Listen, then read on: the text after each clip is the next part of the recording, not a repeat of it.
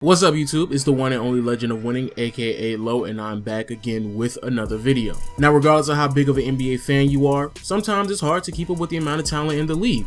There's 30 teams in the NBA, each team has a roster filling up around 12 to 15 players, so to be completely honest with you, if you miss a few good players here and there, it's understandable because how great the NBA is. And because of that, I feel like it's necessary for me to shed light on some of the great talent that's in the league that just doesn't get the type of notification that they probably should. But before we get into the video real quick, if you haven't seen my 4 most overrated players in the NBA, please go check that out. Also, if you feel like I missed a player on this list, as always, you can of course leave a comment in the comment section below. Also, if you want to be updated on the great videos that I upload, please subscribe. Also, leave a like on the video if you enjoy it, and let's get right into the video. So here are the 4 most underrated players in the NBA today.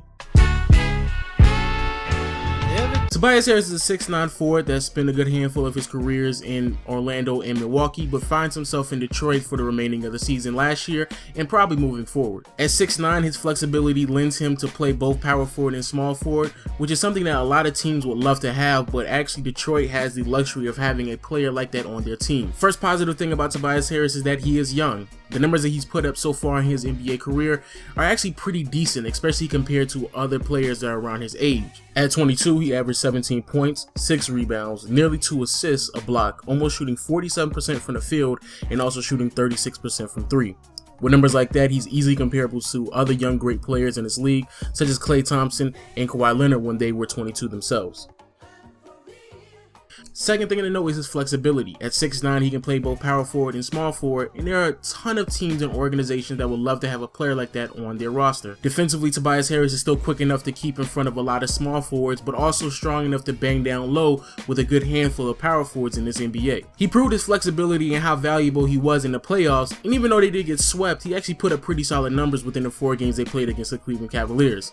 On top of that, he was able to help with rebounding, averaging around 9.5 boards, which is actually more than Drummond got in that series. Now, the reason why you probably don't know about Tobias Harris or how great of a player he is simply because of the system that he plays in. In Orlando, he proven time and time again that he can actually put up pretty solid numbers and be the best player on an organization, but in Detroit, because of the system that they run, he's probably going to have to be the 3rd or 4th option from time to time. In Detroit, they prioritize Reggie Jackson and Andre Drummond with the pick and roll, and they use Tobias Harris towards the wings to make sure they can be able to spread the floor. Which again is fine, because I think he thoroughly understands that he may have to sacrifice some numbers for the greater good of the team, especially if he wants to continue to win. And crazy enough, if you look at his numbers between Orlando and Detroit, even though at first glance they are relatively similar, if you look at his field goal percentage and his efficiency, it's a huge difference in how much of a better shooter he became once he landed in Detroit. Shooting nearly 48% from the field, 38% from 3, and crazy enough, a 91% from the free throw line is pretty impressive. So if you ever had the time to look at a Detroit Pistons game, make sure you do take the time out to look at how good Tobias Harris is on the court. Even though I do understand that the offense is really operated around Reggie Jackson and Andre Drummond, Tobias Harris and his flexibility and what they're able to do because he's on the floor is something that a lot of people need to really notice. Jonas Valanciunas is a 24-year-old Lithuanian big man that plays for the Toronto Raptors, and for whatever reason, even though this team is really good, I think a lot of people get caught up in Kyle Lowry and DeMar DeRozan and don't pay this man his respect. The first thing you need to notice about Jonas, just like Tobias Harris, he is relatively young. At age 24, he's putting up numbers that it takes some players a few years to actually get to. Last year, he put up 13 points, 9 rebounds, a block, almost an assist, shooting almost 57% from the field, and crazy enough, he's actually a pretty good free throw shooter on top of that. Shooting 76% from the free throw line is pretty impressive for a big man, especially nowadays when it's a liability to have some big men out on the court simply because they can't hit their free throws. What makes Jonas even more special is the fact that he's actually really good on the offensive boards. Out of his 9 rebounds, 3 of them were offensive boards, and on top of that, when they came into the playoffs, he took that to another level. In the playoffs, he averaged roughly around 14 points, nearly 11 boards, 1 block, nearly an assist, shooting 56% from the field, and again, a pretty good free throw shooter, shooting 74% from the line. And like I said earlier, he's a really good offensive rebounder, so out of the 10, almost 11 rebounds that he got, 4 of them were offensive boards. Unfortunately, last year, Jonas missed a good handful of games, and that's probably the reason why people don't know about him, but he's actually really good. Also, when you look at what the Toronto Raptors do when Jonas is off the court compared to when he's actually playing on the court, it's a pretty big difference. Offensively, they're just a much better team when he's on the court, and defensively, he's better rim protection than whatever they had last year. Now, the reason why you probably don't know about Jonas Valanciunas is because they don't really play him that many minutes. Now, going back to those numbers that I did show you, even though they are pretty impressive, there needs to be a very clear understanding on how good Jonas is. Those numbers of 13 points and 9 rebounds are what he gets within 26 minutes on the floor. All of that was achieved in 26 minutes of play. Crazy enough, if you look at his per 36, his numbers go through the roof, averaging roughly 18 points, nearly 13 rebounds, and almost 2 blocks.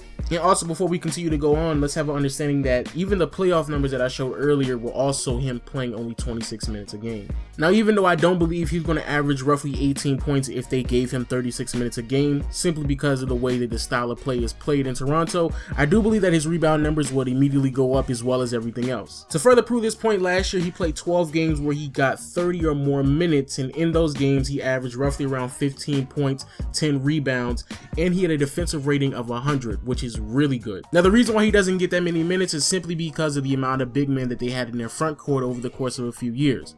Crazy enough, Jonas did similar numbers last year, but because they have big men such as Ed Davis, Amir Johnson, and Bismack Biyombo over the course of 2 or 3 years, it's not that many minutes that can be allocated out to Jonas. Hopefully they come to their senses and give Jonas Valanciunas the amount of minutes that he deserves, because at this point he is severely underrated and continuously goes under the radar. I mean, at this point, Toronto Raptors actually have a player that potentially could put up 15 points and 13 rebounds and roughly 2 blocks, so yeah, I would potentially actually want that on my roster as well. Next, we have Gordon Hayward, a 6'8" small forward that can stretch the floor out pretty well for the Utah Jazz. And if you look at what he's done in the NBA within the short time that he has been in the league, it's pretty impressive. Now, just like the last 2 players, let's talk about the age. Gordon Hayward just turned 26 a few months ago, which means that he probably has at least 5 to 6 more really good years to give to the league, which is a really good thing, especially when you talk about a player that a lot of teams need, especially like the LA Clippers or the Atlanta Hawks. Also, when you talk about numbers that he has, last year he averaged nearly 20 points, 5 rebounds, 4 assists, shooting 43% from the field, 35% from downtown, and 82% from the free throw line. Compare his numbers to some of his peers such as Klay Thompson and DeMar DeRozan, he's actually on par with a lot of all-stars in this league. Which leads me to the next thing I want to say about Gordon Hayward. His numbers are on par with some players such as Klay Thompson and DeMar DeRozan, but crazy enough, he doesn't play with an elite point guard like they do. Klay Thompson has the luxury of playing with Stephen Curry, and DeMar DeRozan has the luxury of playing with Kyle Lowry, but at this point, the best point guard that Gordon Hayward has ever played with was Deron Williams, and that was in his rookie year, and Deron Williams only played for half a season, so even that is a bit of a stretch. So the fact that Gordon Hayward has accomplished what he's accomplished statistically without having an elite point guard, especially in today's league, is pretty impressive. Also, on top of that, you can make a huge argument that Gordon Hayward is the face of the franchise, a player averaging a little under 20 points, along with the fact that he's a great shooter, almost leading that team into the playoffs last year. For sure should have received more recognition than he probably did. Also, another great thing about Gordon Hayward is that he's consistently gotten better throughout the years. Early on in his career, the biggest con against him was that defensively he just wasn't that good, and fast forward to where we're at today, not saying that he's a lockdown defender, but he's obviously gotten way better than what he once was. Gordon Hayward is strong enough to stay in front of a good handful of small forwards in today's NBA. Durant. Hayward's got the 4 fouls. Durant on a fall away. It's going to be short. Save. While still quick enough to stay in front of guards while they try to penetrate through the lane. You're seeing some great basketball right here from the Utah Jazz. Harden. Pass. Late to shoot, runs it in the lane, soft touch, no assists. Aaron Brooks works against Hayward on a stop and go. 9 to shoot, spins, little hook shot right. And on top of that, for somebody who is predominantly known for being a really great shooter, he can actually throw the ball down from time to time. He actually is a pretty good athlete. I think that's something that a lot of people probably don't know about him, regardless if it's because he's white or they just believe that he's a shooter. He's actually a fairly solid athlete. Marcus Morris stepping right into it. 11 for 17, 30 points in 28 minutes, and look out. But the biggest reason why you probably don't know about Gordon Hayward is simply because he's on a bad team. Now, Utah Jazz fans may differ from my opinion, but to be completely honest with you, I'm quite disappointed at how that organization has been ran in the course of 4 to 5 years. And crazy enough, they had a good opportunity to build something around Gordon Hayward early on in his career, but they end up blowing it.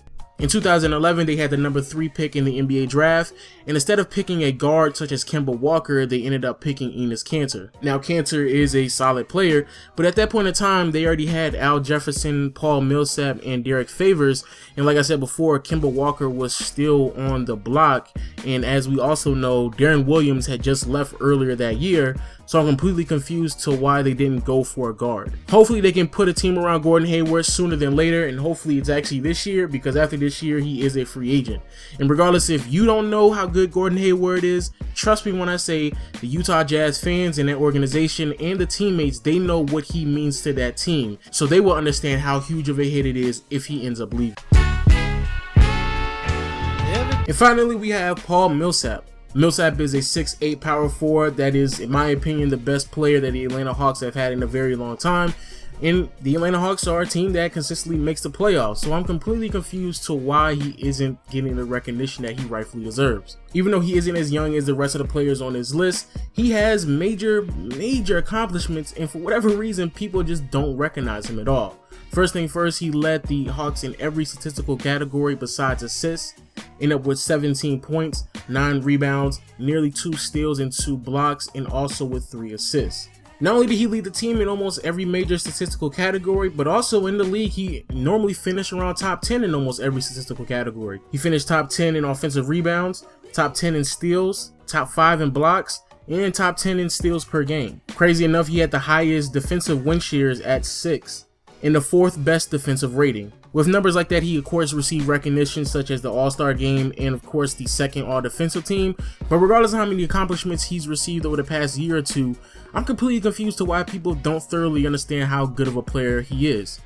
I mean, Paul Millsap should immediately be put in conversations when you talk about some of the best power forwards in his league, and on top of that, he should be put in conversations when you talk about some of the best defensive players in his league. Again, led the league in defensive win shares and finished top 5 in defensive rating. On top of that, you're telling me there's a power forward out there that stands at 6'8", that's not only strong enough to get nearly 2 steals a game, but also 2 blocks a game, and for whatever reason, we don't have any conversations on how good of a player he is.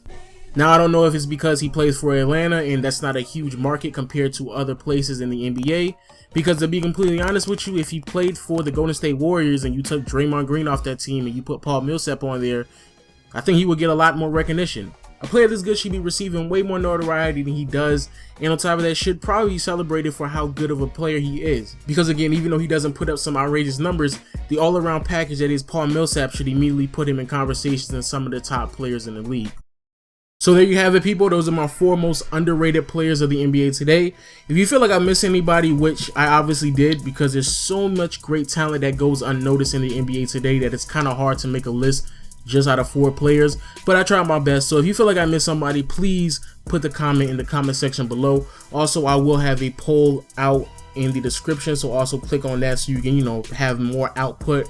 Also, please leave a comment, because I don't know if people don't know, but I really read almost every comment in the comment section, and if you go back and you look at my last 2 videos, you will clearly see me replying to a lot of people, a good handful of people. So the comment section is always open for discussion, so please leave your comment in the comment section below. If you enjoyed the video and you liked what you saw, please leave a thumbs up and share the video. Also, if you want to be updated on the videos that I upload, always subscribe. Matter of fact, make another account and subscribe twice, just so you can be doubled updated on what I upload. So you probably need to do that as well.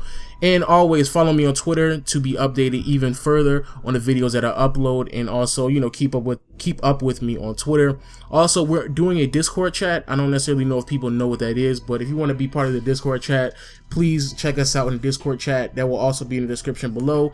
And yeah, I'll see y'all next time. Peace.